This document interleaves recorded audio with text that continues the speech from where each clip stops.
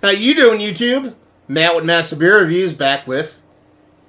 We're going to call this the Quick Hitter Series. Why? I don't know. Just thought of it. Let's go with it.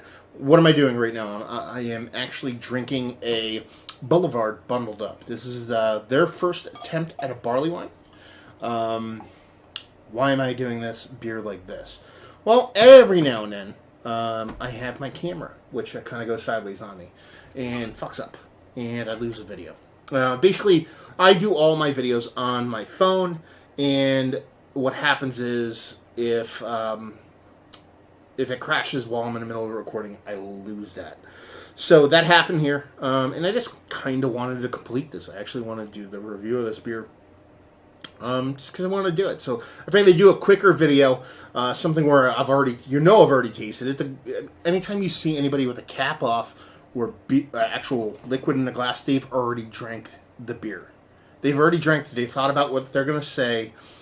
Don't let them fool you. Do you know what I mean? Don't be like, oh, they're going into it for the first time. They're not. So what do we have here? We have Boulevard Brewing. It's their first attempt at a barley wine. A little bit of weird funk in there somewhere. It might be yeast cake. I don't know. Their first attempt at a barley wine. It's nice.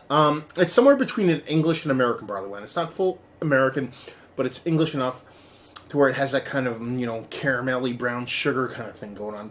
But it kind of comes up short of being kind of a robust English barley wine and a robust American barley wine.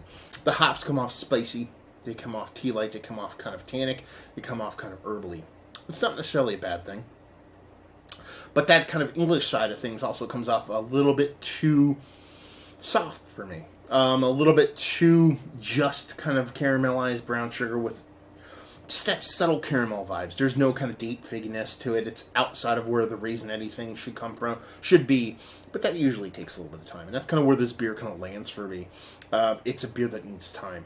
It's their, like I said, it's their first foray into barley wines. It's the first bottle they've actually produced as a barley wine, and it's a nice kind of get for them to kind of kick it off. But I hope they keep tweaking it. It can use a little bit of kind of kicking up in either direction. It comes in 10.5% alcohol by volume, which is not bad for a barley wine. But if they bumped it up to 11-12% and brought with a little bit more of that kind of date figginess that would eventually turn into a kind of super raisinette kind of thing, that would be pretty awesome. Mouth feels nice.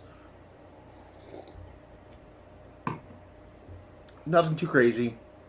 10% isn't too shabby as far as heat goes. You get a little bit of heat, but nothing too crazy. And it's nice. I just want more from it. And that's kind of where it lands.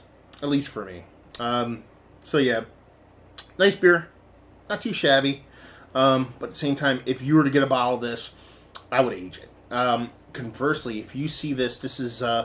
middle of October 2017. If you see this bottle on the shelves a year from now, pick this beer up. I think this beer will age pretty damn well. I think if you gave this a couple years, it has a Best By date of May 2018. Do not listen to that Best By date. Once you get about a year past the Best By date, I think this beer might be absolutely stellar. So I would absolutely pick this beer up, especially if I found older ones. Like I said, it's their first foray. So you're going to see these on the shelves here and there and everywhere.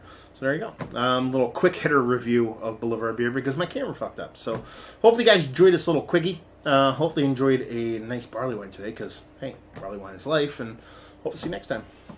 Cheers.